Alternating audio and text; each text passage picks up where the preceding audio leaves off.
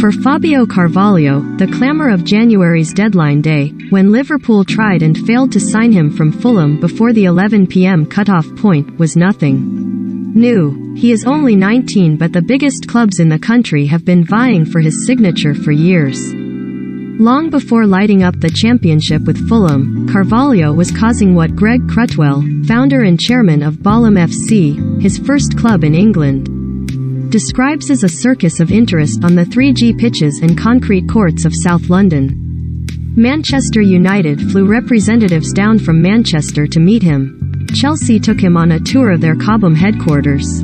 There were meetings with Arsenal and, yes, Liverpool too. Every club under the sun, Crutwell tells Sky Sports with a chuckle.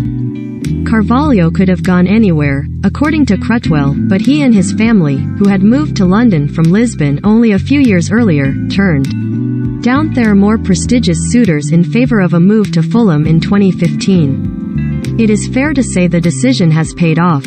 Carvalho joined Fulham's academy in 2015. Transfer Centre Live. Get Sky Sports, live football on Sky Sports.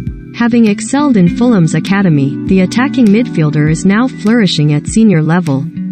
Last season, he scored 11 goals and provided 8 assists in 38 appearances, helping put Fulham to promotion and putting himself on the path to stardom. Carvalho now represents England at youth level, but he barely even spoke a word of the language when he arrived in the country at the age of 10. For Crutwell in Fulham FC, it was not so much a case of them discovering Carvalho as Carvalho discovering them. He turned up at one of our U11 sessions on Clapham Common with his mum, recalls Crutwell. They had moved over to London and were looking for a club for him. They weren't living locally, but somehow, they had heard something about Fulham. Carvalho asked to join the session and his ability was obvious almost immediately. Within 30 seconds, one of us pinged him a ball 30 yards away, and he just pinged it straight back, says Crutwell. Me and my other coach looked at each other and went, okay. He struck it beautifully and he was amazing in the session. His poise, his balance and his level of skill were fantastic and he had that little bit of swagger too. At the end, we asked him to come back for more sessions. After that, we took him in and he did brilliantly. Carvalho, second from right.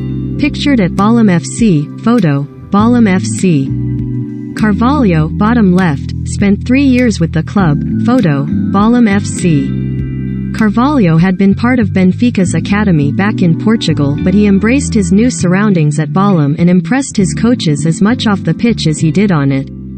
Our squads very much represent the demographic of inner London, so all kinds of creeds, cultures and backgrounds, says Crutwell. Fabio fitted in brilliantly. And, although he was obviously a class above, he never played on that and the other boys loved him. He didn't have a big-headed bone in his body. He was never like other kids who say, I am going to make it in the Premier League, I am going to do this Obviously, he had that ambition, but he's the humblest kid and he has the X factor, in terms of his personality. When he walks into a room, he lights it up. His smile, the way he slaps your hand. This is when he was only 10 or 11 years old and forever since. Even thus now flying at Fulham, he still comes back and watches Fulham games. He's just a top boy. Carvalho spent 3 years at Fulham, but a move to a higher level soon became inevitable. The process accelerated by a memorable performance during a 6-a-side tournament in Guildford. It was peeing down with rain and I was in the clubhouse sheltering, says Crutwell. We were packed in there like sardines. You couldn't move. People didn't know I was from Fulham, but I became aware of all these teenagers shouting, "You've got to come and see this kid on pitch 12. Oh my God, he's unbelievable." When the rain stopped, there was this mass exodus from the clubhouse to that pitch.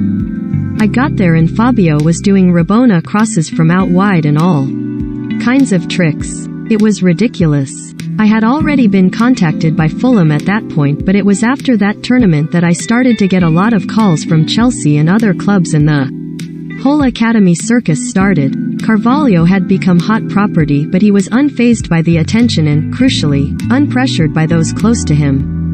I've seen thousands and thousands of parents trying to push their kids into things, says Crutwell. The moment they think their kid has got a chance, they're in it. Fabio's parents weren't like that at all. It became clear that he was going to have to go to the next level, but his parents were actually happy for him to be at Fulham. They weren't pushing him.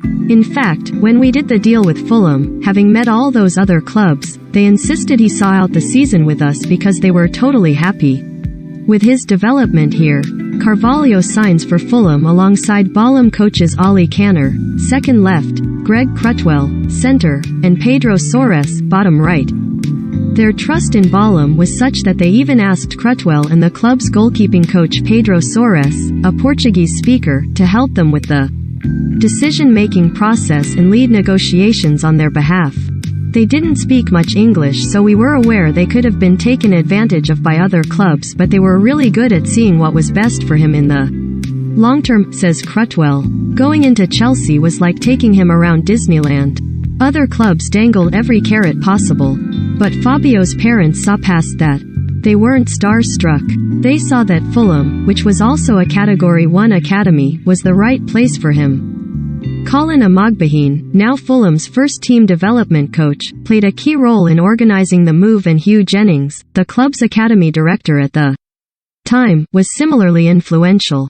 While the bigger clubs attempted to wow Carvalho, Amagbahine and Jennings focused on offering family support and mapping out a clear pathway for him from academy to first team. Their approach felt like a better fit for a player whose sole priority was to play.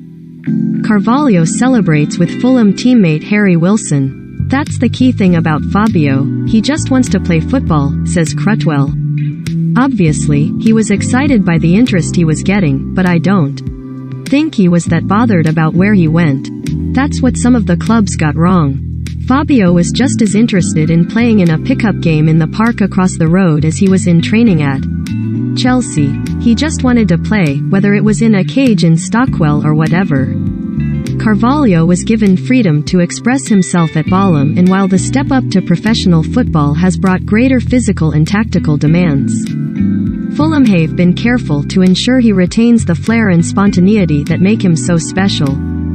Fulham have done an excellent job with him, says Crutwell, and it seems Liverpool agree. The club were willing to send him back to Craven Cottage on loan until the end of the season had they been able to complete the deal on deadline day. Fulham will be loath to lose him, but at Fulham there is pride at his achievements. It was fantastic for us to have him for 3 years, and we feel we gave him a good grounding, says Crutwell.